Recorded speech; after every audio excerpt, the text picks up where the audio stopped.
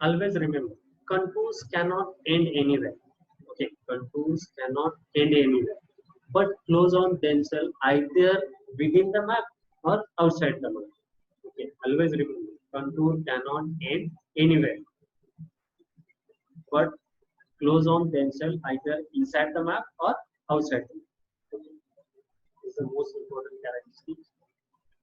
Okay, next, contour lines cannot merge or cross one another on map except in the case of an vertical clip.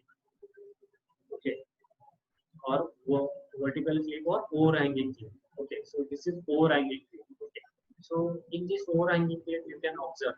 Okay, this is the overhanging clip. Okay, so all the lines. Okay, all the lines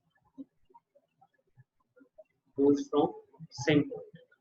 Okay, all the lines goes from same point. So easily you can understand this is overhanging clip. Okay, so here elevation means here slope. Okay, this is a slope. Okay, 40, 30, 20, and 10. So easily we can understand. This is a sloping ground. Okay, but if all the lines of different elevation, okay, all the contour lines of different elevation, if all the lines of different elevation merge or goes inside or cross one another, then we can easily understand this is a vertical. Okay, so likewise, we have to understand. Okay, please mute your voice so that all will audible.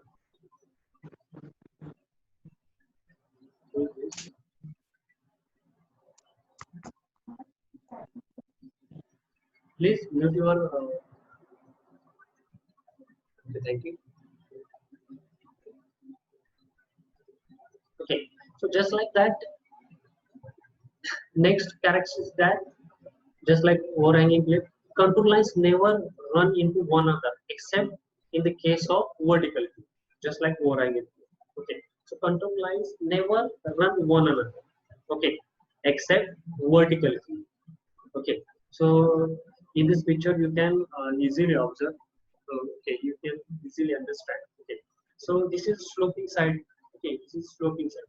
How we can understand this is sloping side? So you can observe this control. Okay, 50, 40, 30, 20, 10. So sloping ground we can understand because these values are decreasing outside. Okay, so inside value is higher, means this is sloping ground, and all different elevation contours runs in same point. Okay, so this is point. Okay, this is a point where all the contour lines meet each other and runs into one another. Okay, so this is, we can easily understand this is a vertical plane. Okay, so vertical plane, overhanging plane, we need to understand. Then and then only we can understand our contour line. Okay, so this is a very important characteristics. Okay. Okay, directly we can we have to start our methods of contouring. Okay, there are two methods, that is direct method and indirect method. So indirect method we are just plotting whatever contour lines on ground directly, and indirect method indirect method we are just taking readings. Afterwards, we are calculating all the RLs, and according to that RLs, we are mapping our control map. Okay, so we are plotting our control map. So what is direct method, what is indirect method? So all things we will revise and we will go for MCQ. Okay, so this is a very important direct method and indirect method. Okay. So first method, that is direct method. So in this method, the contours to be located are directly traced out in the field. Okay, by locating and marking the number of points on each contour, these points are then surveyed and plotted on plan, and the contours drawn through them. Okay, so direct method we see. Okay. So indirect method we need to plot all the points on ground. Okay, so we have to search that same elevation point.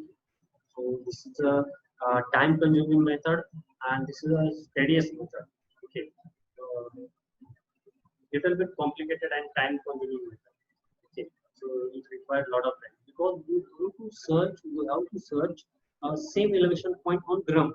Okay, if we place our instrument at a place, then we need to decide whatever contour, okay, whatever elevation of that particular contour line, okay, and then we have to search all the same elevation points. Okay, so we see that method. Okay, so procedure actually we need to explain actually all the practicals here done.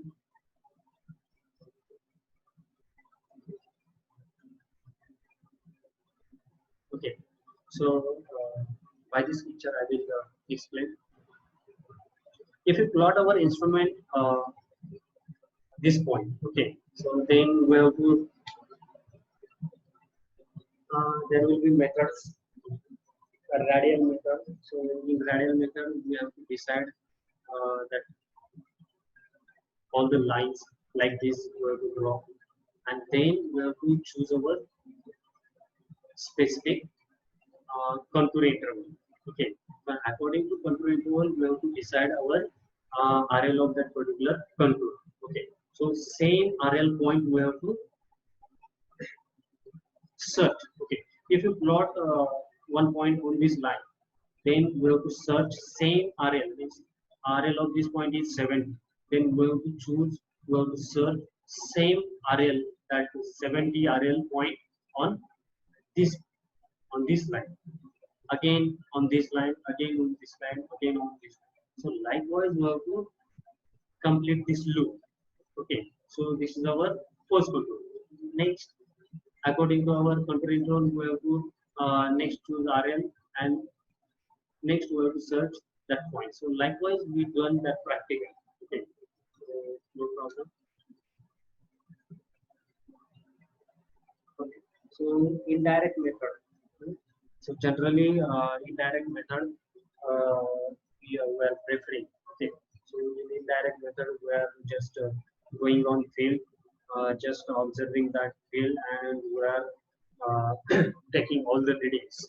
Okay, and according to that readings we are calculating all the RLs, and then according to all RLs we are plotting our contour.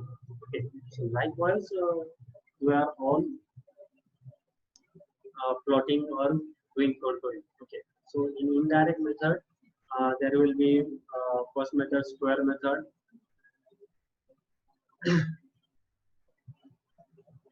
by cross section method, interpolation method.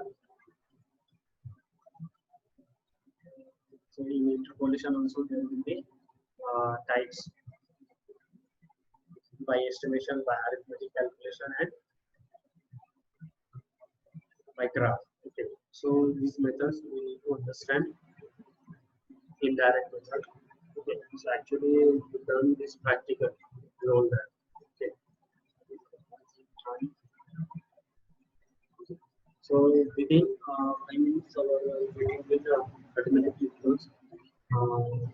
So whatever remaining part we will see in the next lecture. Okay, so before that we need to understand what is square method, or we can call as a block control. Okay, so if you observe this particular map, okay, or this map, okay, so first in block contouring or in square method, we are preparing our blocks. Okay, so we are preparing or we are plotting all the blocks on ground.